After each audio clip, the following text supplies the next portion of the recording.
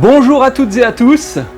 Aujourd'hui, je vous accueille chez Aquaplante pour vous proposer un tuto sur l'aménagement d'un petit bassin d'intérieur cette fois, que vous pourriez tout à fait positionner dans votre salon par exemple.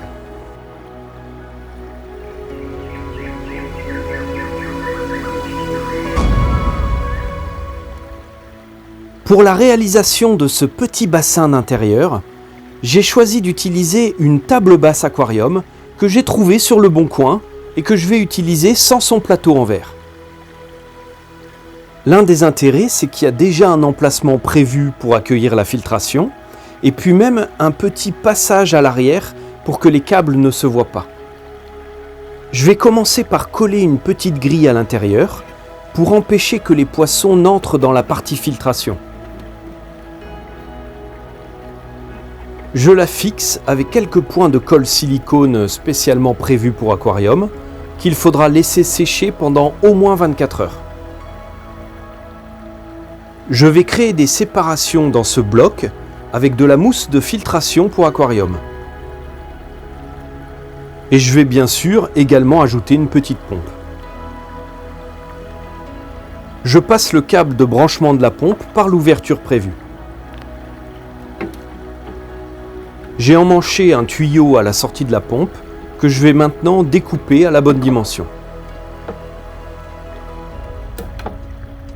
J'ai également découpé 2 blocs de mousse noire enrichis en charbon actif, ce qui va permettre d'éclaircir l'eau, de façon à créer des compartiments. On va positionner entre ces 2 blocs de mousse un élément de filtration biologique qui va servir de support pour les bactéries. On aurait pu également utiliser de la pouzzolane ou des cylindres de céramique par exemple. Et comme élément de filtration mécanique, on va ajouter en première étape de la ouate de perlon qu'on nettoiera ou qu'on changera assez régulièrement. On va maintenant pouvoir commencer la réalisation de ce petit bassin d'intérieur pour poissons exotiques. J'ai choisi pour élément de décor principal cette superbe racine pour aquarium. L'intérêt d'un petit bassin posé au sol, c'est qu'on va pouvoir construire un décor aérien tout en hauteur. Comme pour un aquarium, on va commencer par mettre sur le fond un substrat spécial ici enrichi en oligo-éléments qui va notamment permettre une meilleure oxygénation des racines des plantes. On aurait pu aussi utiliser de la pouzzolane, qui est également un bon support bactérien. Pour ne pas que ce substrat se mélange avec le sable et finisse par remonter à la surface, qui pourrait ne pas être super esthétique, je vais le mettre dans des petits filets spécialement prévus pour. On aurait pu aussi utiliser des bas. On va maintenant repositionner ces 3 filets de façon à ce que la racine soit bien en appui sur la vitre du fond pour que même si des poissons venaient à creuser, la racine ne puisse pas basculer sur eux. Je choisis maintenant 2 sacs de sable clair de 10 kg chacun, d'une différente granulométrie de façon à obtenir un rendu plus naturel. A l'inverse de l'aqualite qu'on n'a pas lavé pour conserver toutes ses valeurs nutritives et ses oligo-éléments, on va rincer et laver abondamment le sable de façon à obtenir une eau bien claire. On ne va pas mettre tout de suite la totalité du sable au fond du bac, mais juste de quoi commencer la plantation. J'ai récupéré dans mes 2 petits bassins d'extérieur des pieds de papyrus que je vais utiliser pour donner encore de la hauteur au décor. Pour un rendu plus esthétique, je les positionne aux 2/3 1/3 de la vue de face de notre bassin. C'est d'ailleurs la même chose pour un aquarium. Il est préférable de ne pas positionner l'élément de décor principal au centre, mais plutôt le décaler légèrement sur un des côtés. C'est souvent plus joli à regarder.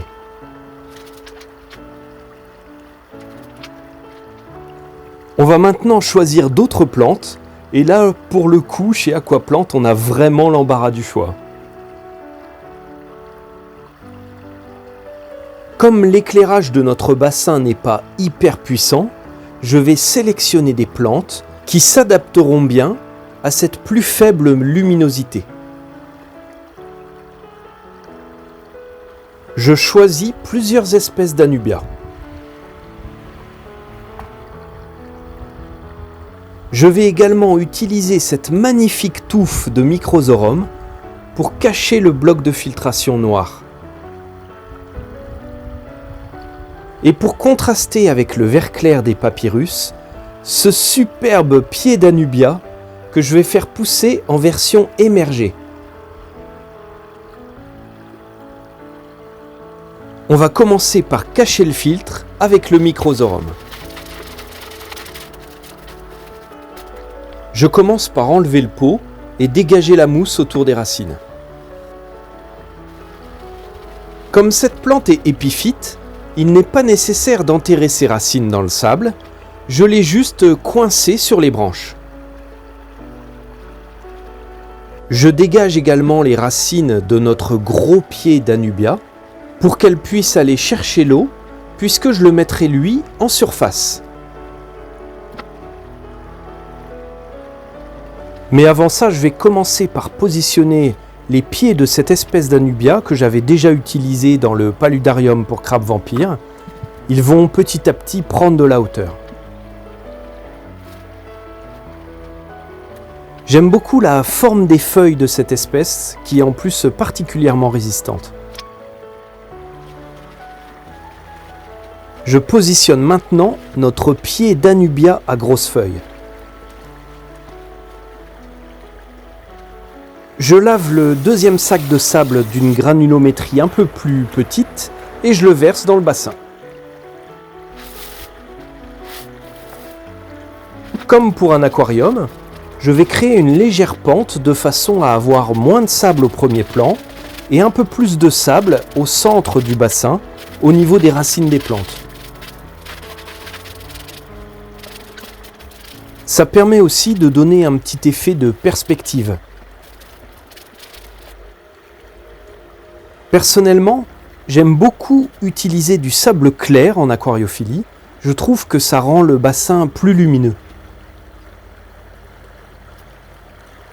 Je ne sais pas si vous avez vu, mais j'ai pris soin aussi de bien mélanger les deux types de sable pour que des plus gros grains se retrouvent au milieu des plus petits.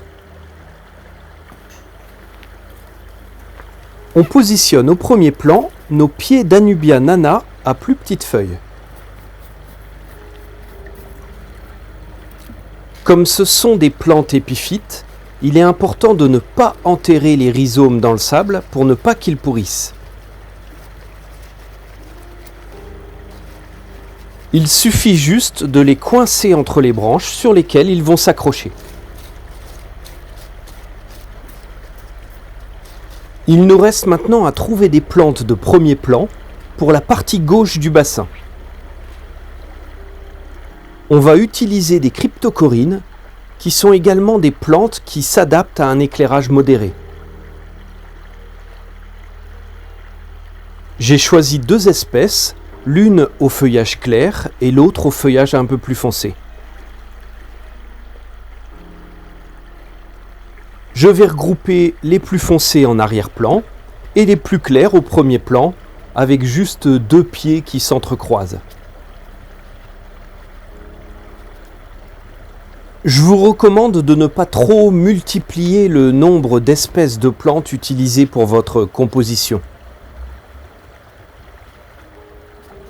De même, je trouve que c'est plus joli de regrouper plusieurs pieds d'une même espèce sur une même zone plutôt que de mélanger toutes les espèces entre elles. Ça donne un rendu plus naturel. Voilà, la plantation est terminée. On va maintenant mettre le bassin en eau pour que les plantes ne sèchent pas.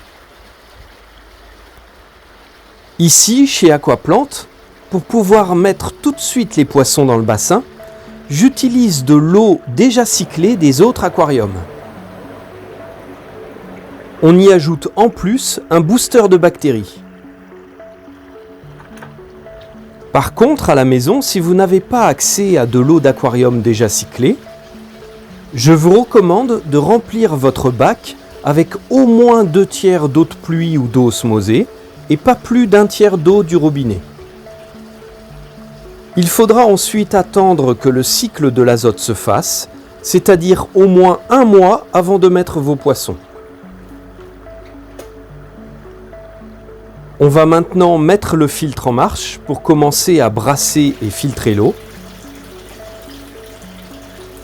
Par contre, le débit est vraiment trop fort, je vais le régler au minimum.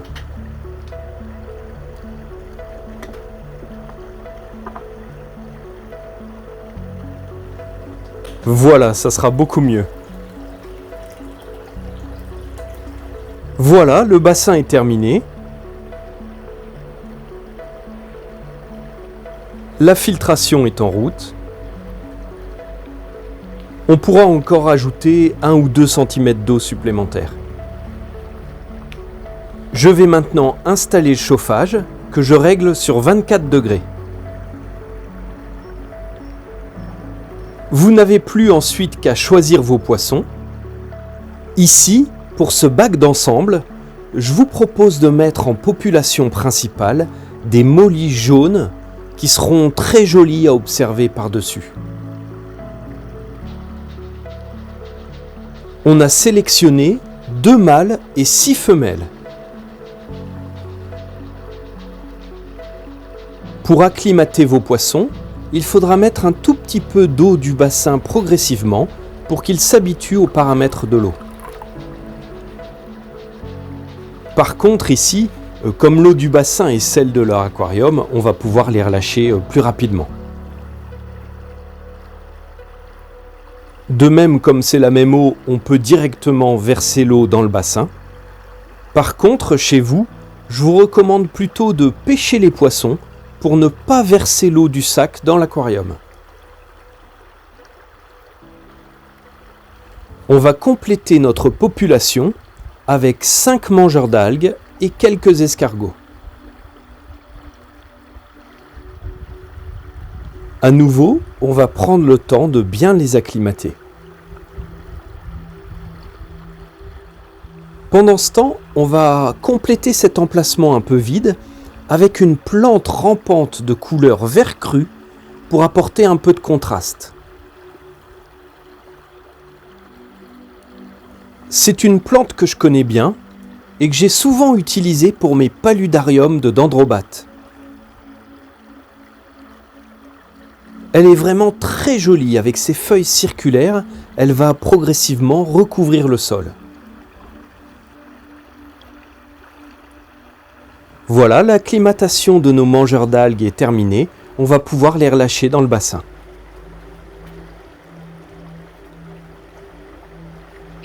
On ne mettra pas plus de poissons dans ce petit bassin de 70 cm de diamètre et d'une contenance d'à peu près 80 litres.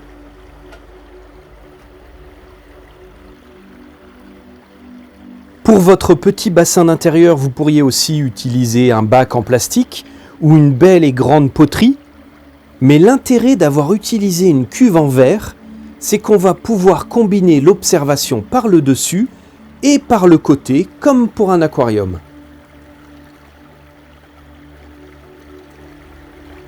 On pourrait aussi ajouter un éclairage, accroché à une potence comme celle qu'on utilise pour les terrariums ouverts, comme ceux des tortues d'eau par exemple. Mais dans notre cas, on va se contenter des spots d'éclairage au plafond du magasin.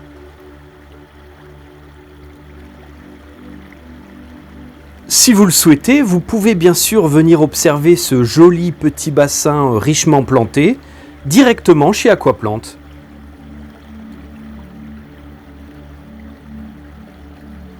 Au final, c'est comme un aquarium, avec les mêmes étapes d'installation, mais avec un peu moins de hauteur d'eau, une plus grande surface au sol, et puis également une plus grande surface d'échange de l'air avec l'eau, ce qui permet une bonne oxygénation de l'eau, ce qui est très bon pour les poissons.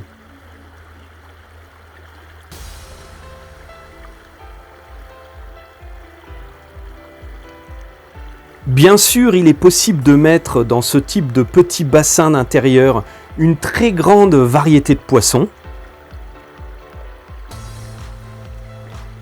Simplement, je vous invite, au moment de votre choix, à bien réfléchir à des poissons qui soient également jolis à observer par le dessus. C'est pour ça qu'ici, j'ai choisi ces mollies de couleur entièrement jaune. À l'état sauvage, les mollies sont noires mouchetées de jaune, mais il existe aujourd'hui de très nombreuses sélections de couleurs différentes, notamment le très célèbre Black Molly, quasiment entièrement noir. Le mâle, ici au premier plan, se différencie de la femelle par sa nageoire anale en forme de tube qu'on appelle le gonopode. Il faut compter un mâle pour 3 à 5 femelles. Les mollies sont des poissons très prolifiques. Ce sont des ovovivipares comme les guppies ou les platies, c'est-à-dire que la femelle conserve ses œufs fécondés par le mâle dans son ventre et donne naissance à des petits déjà formés. C'est un poisson omnivore qui vit en groupe. Son espérance de vie est de 2 à 4 ans. En réalité, ce bassin de 80 litres, c'est petit pour cette espèce. Il ne faudra pas hésiter à leur proposer des volumes beaucoup plus grands, notamment pour le grossissement de leurs nombreuses progénitures. C'est une espèce paisible, tout à fait recommandée pour un bac communautaire. L'eau d'une dureté élevée doit être comprise entre 20 et 28 degrés avec un pH plutôt légèrement alcalin entre 7,5 et 8,2. Il est possible de légèrement saler leur eau pour prévenir les maladies comme le point blanc.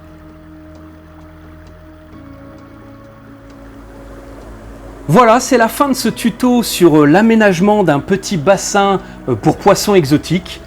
J'espère que vous avez passé un bon moment. En tout cas, moi, je tiens à remercier énormément toute l'équipe d'Aqua-Plante, à la fois pour leur accueil, leurs conseils, et puis le matériel qu'ils ont mis à ma disposition pour pouvoir vous proposer ce tuto. Si vous êtes intéressé par ce type de projet, si vous souhaitez en voir d'autres, surtout n'hésitez pas à liker, commenter et partager la vidéo, ça m'aidera à me faire connaître. Et puis si vous n'êtes pas encore abonné, bien sûr, abonnez-vous. Allez, à bientôt pour une autre vidéo. Merci, au revoir.